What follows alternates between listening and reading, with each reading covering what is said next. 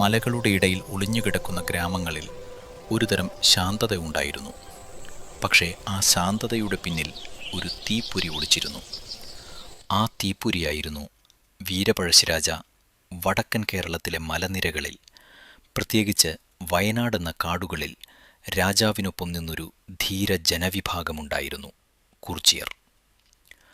അവർ സാധാരണ കാടുകളിൽ ജീവിക്കുന്ന ഗോത്രവർഗക്കാരല്ല.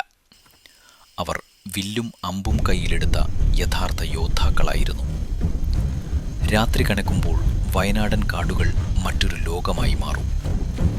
മുളങ്കാടുകൾക്കിടയിൽ ഒളിഞ്ഞിരുന്ന കുറിച്യർ യോദ്ധാക്കൾ ശ്വാസം പോലും ശബ്ദമില്ലാതെ കാത്തിരിക്കും. ദൂരത്ത് കുതിരകളുടെ കാൽ ശബ്ദം കേൾക്കും. ബ്രിട്ടീഷ് സൈന്യം കാടുകളിലേക്ക് കടന്നുവരുന്നു. ഇവിടെയൊക്കെ ആഴുമില്ല എന്നവർ കരുതും. പക്ഷേ മുളങ്കാടിൻ്റെ മറവിൽ നിന്നു ഒരാളുടെ കൈ ഉയരും. വില്ല് നിശബ്ദമായി വളയും. അമ്പുകൾ ഇരുട്ടത്തു ചീറി പറക്കും. അത് സൈനികരുടെ മുമ്പിൽ പതിക്കും. തോക്കുകൾ കയ്യിലുണ്ടായിരുന്നെങ്കിലും ബ്രിട്ടീഷ് സൈന്യത്തിന് ലക്ഷ്യം കാണാൻ പോലും കഴിഞ്ഞില്ല. ഈ കാട് നമ്മുടേതാണ്. അത് പഴശ്ശിരാജാവിൻ്റെ ശബ്ദം. കുറിച്യർ യോദ്ധാക്കൾക്ക് രാജാവ് ഒരു ഭരണാധികാരി മാത്രമല്ലായിരുന്നു. അവൻ അവരുടെ നേതാവും സഹയോദ്ധാവും കാടിൻ്റെ രക്ഷകനുമായിരുന്നു.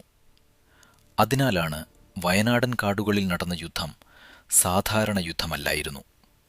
അത് കാടും മനുഷ്യനും ചേർന്ന് ഒരു ഗറില്ല യുദ്ധമായിരുന്നു. കാലം കടന്നുപോയി. യുദ്ധങ്ങൾ അവസാനിച്ചു. പക്ഷേ ഇന്നും വയനാടിൻ്റെ ആഴത്തിലുള്ള ഗ്രാമങ്ങളിൽ കുറിച്യർ ജനങ്ങൾ ജീവിക്കുന്നു. അവരുടെ കഥകളിൽ പഴശ്ശിരാജാവിൻ്റെ വീരഗാഥകൾ ഇന്നും മുഴങ്ങുന്നു.